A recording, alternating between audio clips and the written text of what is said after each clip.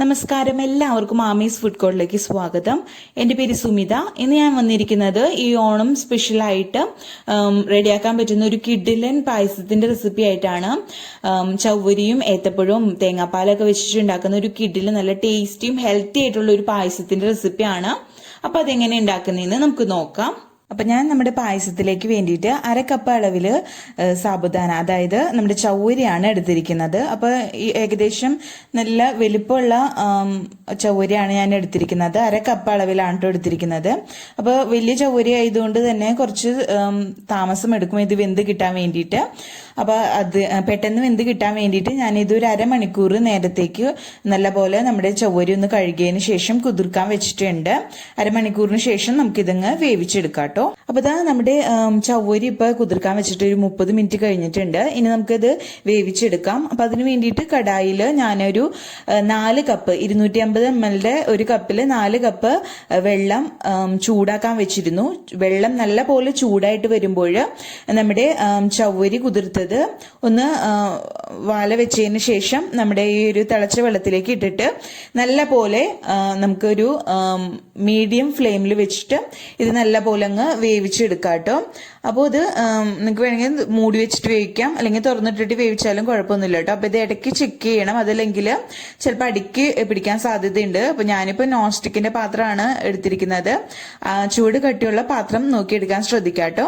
അപ്പം ഇത് ഒരു സൈഡിലിരുന്ന് വെന്ത് വരട്ടെ കേട്ടോ. അപ്പൊ നമ്മൾ ചവ്വരി വേവിക്കാൻ വെച്ചിട്ടുണ്ട്. അപ്പൊ ഞാനത് അടുത്ത അടുപ്പിലേക്ക് മാറ്റിയിട്ടുണ്ട് കേട്ടോ. ഇനി നമ്മുടെ പായസത്തിലേക്ക് വേണ്ടിയിട്ട് നമുക്ക് കുറച്ച് നട്ട്സും അതേപോലെ നമ്മുടെ ഏത്തപ്പഴമൊക്കെ ഒന്ന് നെയ്യിലൊന്ന് വഴറ്റിയെടുക്കണം. അപ്പൊ അതിന് വേണ്ടിയിട്ട് ഒരു ചീനച്ചട്ടിയിലേക്ക് ഞാൻ 2 ടീസ്പൂൺ അളവിൽ നെയ്യ് ചേർത്തിട്ടുണ്ട്. നെയ്യ് നല്ല പോലെ ചൂടായി മെൽറ്റായി വരുമ്പോൾ അതിലേക്ക് ഒരു പിടി അളവിൽ കാഷ്നട്ട് ഇട്ട് കൊടുത്തിട്ടുണ്ട്. നട്ട്സിന്റെ അളവ് നിങ്ങളുടെ ഇഷ്ടത്തിനനുസരിച്ച് ചേർത്ത് കൊടുക്കാം കേട്ടോ. നട്ട്സ് അതായത് നമ്മുടെ കാഷ്നട്ട് നല്ല പോലെ ഒന്ന് ഫ്രൈ ആയിട്ട് ഒരു ഗോൾഡൻ നിറയി വരുമ്പോൾ നമുക്ക് ഈ ഒരു നെയ്യിൽ നിന്ന് കോരി മാറ്റാട്ടോ. അപ്പോൾ ലോ ഫ്ലെയിമിൽ വെച്ചിട്ട് വേണം നട്ട്സ് ഒക്കെ നമ്മൾ ഫ്രൈ ചെയ്യാൻ വേണ്ടിയിട്ട്, അതില്ലെങ്കിൽ പെട്ടെന്ന് കരിഞ്ഞു പോകാൻ സാധ്യതയുണ്ട്. ഈ ഒരു നെയ്യിലേക്ക് തന്നെ നമുക്ക് കുറച്ച് കിസ്മിസും കൂടി ഇട്ടിട്ട് ഒന്ന് ഫ്രൈ ചെയ്തെടുക്കാം. അപ്പോൾ നല്ല പോലെ ഇതൊന്ന് വീർത്ത് വരുമ്പോൾ നല്ല പോലെ ഫ്രൈ ആയിട്ട് വരുമ്പോൾ നമുക്ക് ഇതിൽ നിന്ന് കോരി ഒരു സൈഡിലേക്ക് മാറ്റി വയ്ക്കുക കേട്ടോ. അപ്പം നട്ട്സും നമ്മുടെ കിസ്മിസൊക്കെ ഞാൻ ഫ്രൈ ചെയ്ത് ഒരു സൈഡിലേക്ക് മാറ്റി വെച്ചിട്ടുണ്ട്. ബാക്കി വരുന്ന നെയ്യിലേക്ക് നമുക്ക് പഴം കൂടി ഇട്ടിട്ട് ഒന്ന് വേവിച്ച് നമ്മൾ വഴറ്റിയെടുക്കൂലേ നെയ്യിൽ, അതേപോലെ ഒന്ന് വഴറ്റിയെടുക്കാം. 2 വലിയ ഏത്തപ്പഴം ചെറിയ പീസസ് ആയിട്ട് കട്ട് ചെയ്തതാണ് എടുത്തിരിക്കുന്നത്.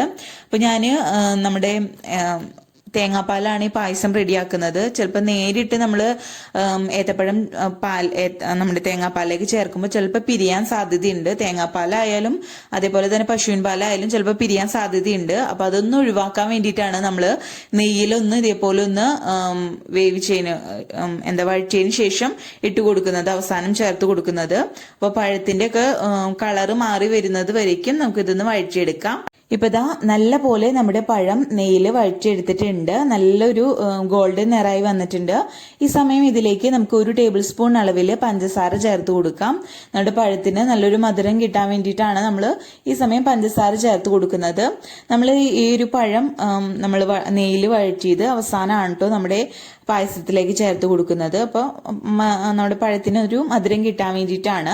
അതേപോലെ തന്നെ പഴം എടുക്കുമ്പോൾ അത്യാവശ്യം നല്ല പഴുപ്പുള്ള പഴം നോക്കിയെടുക്കാൻ ശ്രദ്ധിക്കുക. അത്യാവശ്യം നല്ല മധുരമുള്ള പഴം കൂടി നോക്കിയെടുക്കുകയാണെങ്കിൽ നല്ലതായിരിക്കും.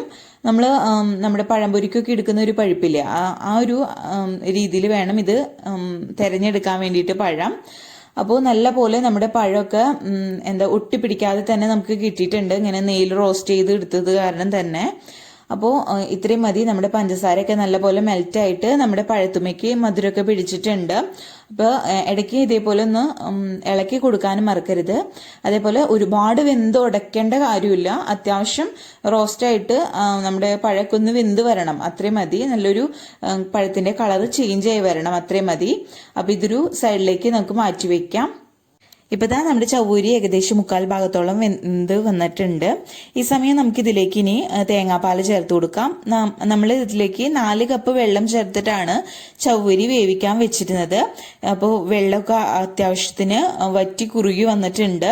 ബാക്കി ഇനി ചവ്വരി നമ്മൾ തേങ്ങാപ്പാൽ ഇട്ടിട്ടാണ് കേട്ടോ വേവിച്ചെടുക്കുന്നത്. അപ്പോൾ ഞാൻ ഒരു വലിയ തേങ്ങയാണ് എടുത്തിരിക്കുന്നത്. അതിൽ നിന്ന് 2-ാം പാലും 1-ാം പാലും മാറ്റി വെച്ചിട്ടുണ്ട്. അപ്പോൾ ഞാനിവിടെ 2-ാം പാൽ എടുത്തിരിക്കുന്നത് 3 കപ്പാണ്. അതായത് 250 ml കപ്പിൽ 3 കപ്പ്, ഒരു കപ്പ് എന്ന് പറയുന്നത് 250 ml, അത് ശ്രദ്ധിക്കുക. അപ്പൊ ഞാൻ അതിക്ക് 3 കപ്പ് തേങ്ങാപ്പാലാണ് 2-ാം പാല് ചേർത്ത് കൊടുത്തിരിക്കുന്നത്. ഇനി ഈ ഒരു തേങ്ങാപ്പാല് കിടന്നിട്ട് നമ്മുടെ ബാക്കി ചവ്വരി നമ്മുടെ ബാക്കിയും കൂടി വെന്ത് കുറുകി വരണം. അതുവരേക്കും നമുക്ക് വെയിറ്റ് ചെയ്യാം. അപ്പോൾ അത് ഒരു മീഡിയം ടു ലോ ഫ്ലെയിമിൽ വെച്ചിട്ട് ബാക്കി ചവ്വരിയും കൂടി നമുക്ക് വേവിച്ചെടുക്കാം. ഇപ്പൊ നമ്മൾ ചവ്വരി ചേർത്തിട്ട് ചവ്വരിയൊക്കെ നല്ലപോലെ വെന്ത് വന്നിട്ടുണ്ട്. അതേപോലെ പായസം ഒന്ന് കുറുകി വന്നിട്ടുണ്ട്. ഈ സമയം ഇതിലേക്ക് 3 ഏലക്കായ ചതച്ചത് ചേർത്ത് കൊടുക്കാം. നിങ്ങൾക്ക് വേണമെങ്കിൽ പൊടിയായിട്ട് ചേർത്ത് കൊടുത്താലും കുഴപ്പമില്ല കേട്ടോ. ഒരു നുള്ള ഉപ്പും കൂടി ചേർത്ത് കൊടുക്കാം, നമ്മുടെ മധുരം ഒന്ന് ബാലൻസ് ചെയ്യാൻ വേണ്ടിയിട്ട്. ഇനി പായസത്തിലേക്ക് ആവശ്യത്തിനുള്ള പഞ്ചസാരയും കൂടി ചേർത്ത് കൊടുക്കാം. ഞാനിപ്പോൾ ഒരു 11 ടേബിൾ സ്പൂൺ അളവിൽ പഞ്ചസാരയാണ് ചേർത്ത് കൊടുത്തിരിക്കുന്നത്. മധുരം നിങ്ങളുടെ ഇഷ്ടത്തിനനുസരിച്ച് കൂട്ടുകയും കുറയ്ക്കുകയും ചെയ്യാം കേട്ടോ. അപ്പോൾ അതും കൂടി ചേർത്തിട്ട് ഇനി ഒന്ന് തിളപ്പിച്ചെടുക്കാം. നമ്മുടെ പഞ്ചസാരയൊക്കെ ഒന്ന് മെൽറ്റായി വരുന്നത് വരേക്കും നമുക്കൊന്ന് വെയിറ്റ് ചെയ്യാം. ഇപ്പൊ ദാ നമ്മുടെ പായസം നമ്മൾ പഞ്ചസാര ചേർത്ത് കൊടുത്തിട്ട് നല്ലപോലെ മെൽറ്റായിട്ട് വന്നിട്ട് ഒന്ന് തിളച്ചു വന്നിട്ടുണ്ട് കേട്ടോ നമ്മുടെ പായസം.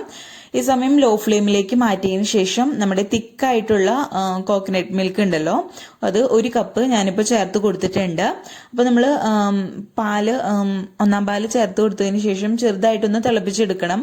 അതല്ലെങ്കിൽ ആ ഒരു പാലിന്റെ ഒരു പച്ച കുത്തുണ്ട്, അത് പോവില്ല. അപ്പൊ നമ്മൾ കഴിക്കുമ്പോൾ ആയാലും ഭയങ്കര മട്ടിപ്പ് തോന്നും. അപ്പൊ അതൊന്ന് ഒഴിവാക്കാൻ വേണ്ടിയിട്ട് നമുക്ക് ഇതൊന്ന് ചെറിയ തീയിൽ വെച്ചിട്ട് തന്നെ ഒന്ന് തിളപ്പിച്ചെടുക്കണം. ഒരുപാട് വെട്ടി തിളപ്പിക്കരുത്, അങ്ങനെയാണെങ്കിൽ ചിലപ്പോൾ പിരിഞ്ഞു പോകാൻ സാധ്യതയുണ്ട്. ഇങ്ങനെ ഇളക്കി കൊടുത്തിട്ട് ഒന്ന് ചെറു തീയിൽ വെച്ചിട്ടൊന്ന് ചൂടാക്കി എടുക്കുകയാണ് ചെയ്യേണ്ടത് കേട്ടോ. അതേപോലെ തന്നെ നിങ്ങൾക്ക് എന്തോരം തിക്നെസ് നമ്മുടെ പായസത്തിന് വേണം അതിനനുസരിച്ച് കുറുക്കി എടുക്കാം കേട്ടോ. ഇപ്പൊ ദാ അത്യാവശ്യത്തിന് നമ്മുടെ പാലൊന്ന് തിളച്ച് വന്നിട്ടുണ്ട്. അതേപോലെ തന്നെ മധുരം നിങ്ങൾ നോക്കിയിട്ട് ചേർത്ത് കൊടുക്കാം കേട്ടോ. സമയം കുറവാണെന്ന് തോന്നുകയാണെങ്കിൽ കുറച്ചും കൂടി ചേർത്ത് കൊടുക്കാവുന്നതേ ഉള്ളൂ. ഇനി ഇതിലേക്ക് നമ്മൾ നേരത്തെ ഫ്രൈ ചെയ്ത് മാറ്റി വെച്ചിരുന്ന നമ്മുടെ കാഷ്നട്ടും അതേപോലെ തന്നെ കിസ്മിസ് ഉണ്ടല്ലോ, അതും കൂടി ചേർത്തിട്ട് നമ്മുടെ പായസത്തിൽ ചേർത്തിട്ട് നല്ല പോലെ ഒന്ന് ഇളക്കി യോജിപ്പിക്കാം. അതേപോലെ തന്നെ ഇതിലേക്ക് നമ്മൾ പഞ്ചസാരയൊക്കെ ഇട്ട് നല്ല പോലെ നമ്മൾ വേവിച്ച് വഴറ്റി വെച്ചിരുന്ന നമ്മുടെ ഏത്തപ്പഴം ഉണ്ടല്ലോ, അത് അവസാനമായിട്ട് ഇതിലേക്ക് മൊത്തത്തിൽ അങ്ങ് നമ്മുടെ പായസത്തിലേക്ക് ചേർത്ത് കൊടുക്കാം. അതിനുശേഷം ഒന്ന് തിളപ്പിച്ചെടുക്കുക. അതായത് നമ്മുടെ പഴത്തിന്റെ ഒരു ടേസ്റ്റും കൂടി നമ്മുടെ പായസത്തിലേക്ക് കിട്ടാൻ വേണ്ടിയിട്ട് പഴം കൂടി ചേർത്തിട്ട് ഒന്ന് തിളപ്പിച്ചെടുക്കാം. അത്രയേ ഉള്ളൂ. വളരെ സിമ്പിൾ ആയിട്ട് റെഡിയാക്കാവുന്ന ഒരു കിഡില് നല്ല ടേസ്റ്റി ആയിട്ടുള്ള അതേപോലെ നല്ല ഹെൽത്തി ആയിട്ടുള്ള ഒരു പായസത്തിന്റെ റെസിപ്പിയാണ് കേട്ടോ. അതേപോലെ തന്നെ നിങ്ങൾക്ക് വേണമെങ്കിൽ ശർക്കര പാനി വേണമെങ്കിൽ പഞ്ചസാരയ്ക്ക് പകരം യൂസ് ചെയ്യാം. അതേപോലെ ഞാനിപ്പോൾ തേങ്ങാപ്പാലാണല്ലോ ചേർത്ത് കൊടുത്തിരിക്കുന്നത്. തേങ്ങാപ്പാലിന്റെ ടേസ്റ്റ് ഇഷ്ടമില്ലാത്തവരാണെങ്കിൽ പശുവിൻ പാലിലും ഇത് റെഡിയാക്കി എടുക്കാവുന്നതേ ഉള്ളൂ. അപ്പോൾ നല്ല ടേസ്റ്റ് ആണ് ഇത് കഴിക്കാൻ വേണ്ടിയിട്ട്. അപ്പോൾ പഴം കൂടി ചേർത്തിട്ട് നല്ല പോലെ ഒന്ന് ഇളക്കി കൊടുത്തിട്ട് നമ്മൾ ഒന്ന് തിളപ്പിച്ചെടുക്കണം. ആ പഴത്തിന്റെ ടേസ്റ്റും കൂടി നമ്മുടെ പായസത്തിലേക്ക് വരണം. എന്നാലാണ് നമുക്കൊരു കറക്റ്റ് ടേസ്റ്റിൽ നമ്മുടെ പായസം കിട്ടുള്ളൂ. അതേപോലെ തന്നെ ഇങ്ങനെ നമ്മൾ പഴം വഴറ്റി ചേർത്ത് കൊടുത്തിരിക്കുന്നത് കൊണ്ട് തന്നെ നമ്മുടെ പാലൊന്നും പിരിയില്ല, അത് പ്രത്യേകം ശ്രദ്ധിക്കുക. അപ്പൊ നമ്മുടെ പായസത്തിൽ പഴം ചേർത്തിട്ട് നല്ലപോലെ തിളച്ചു വന്നിട്ടുണ്ടായിരുന്നു. അപ്പൊ ഞാൻ ഫ്ലെയിം ഓഫ് ചെയ്തു. അവസാനമായിട്ട് ഇതിലേക്ക് ഒരു 1/2 ടീസ്പൂൺ അളവിൽ നെയ്യും കൂടി ചേർത്തിട്ട് നല്ലപോലെ ഒന്ന് മിക്സ് ആക്കി എടുക്കാം കേട്ടോ. നിങ്ങൾക്ക് എന്തോരം കുറുകി വേണം പായസം അതിനനുസരിച്ച് ആ ഒരു സ്റ്റേജിൽ വേണം ഓഫ് ചെയ്യാൻ വേണ്ടിയിട്ട്. അപ്പോൾ ഞാൻ കുറച്ച് ഈ ഒരു ലൂസ് കൺസിസ്റ്റൻസിയിലാണ് ഓഫ് ചെയ്യുന്നത്. കാരണം ഇത് ഇരിക്കും തോറും ചവ്വരി ആയതുകൊണ്ട് തന്നെ ഇരിക്കും തോറും കുറുകി വരത്തേ ഉള്ളൂ. അപ്പോൾ ഇത്രയേ ഉള്ളൂ. നല്ല അടിപൊളി പായസം എല്ലാവർക്കും ഇഷ്ടപ്പെട്ടെന്ന് വിചാരിക്കുന്നു. അപ്പോൾ വളരെ എളുപ്പത്തിൽ റെഡിയാക്കാൻ പറ്റുന്ന, അതേപോലെ നല്ല ടേസ്റ്റിയും ഹെൽത്തി ആയിട്ടുള്ളൊരു കിഡിലൻ ചവ്വരിയും ഏത്തപ്പഴം വെച്ചിട്ടുള്ളൊരു കിഡിലൻ പായസമാണ് കേട്ടോ. നല്ല ടേസ്റ്റാണ് കഴിക്കാൻ വേണ്ടിയിട്ട്. എല്ലാവരും ഒന്ന് ഇത് നമ്മുടെ ഈ വരുന്ന ഓണത്തിന് തീർച്ചയായിട്ടും ഒന്ന് ട്രൈ ചെയ്ത് നോക്കണം. അപ്പോൾ എല്ലാവരും ട്രൈ ചെയ്ത് നോക്കിയിട്ട് അഭിപ്രായമൊക്കെ താഴെ കമൻറ്റ് ബോക്സിൽ അറിയിക്കാനും മറക്കരുത്.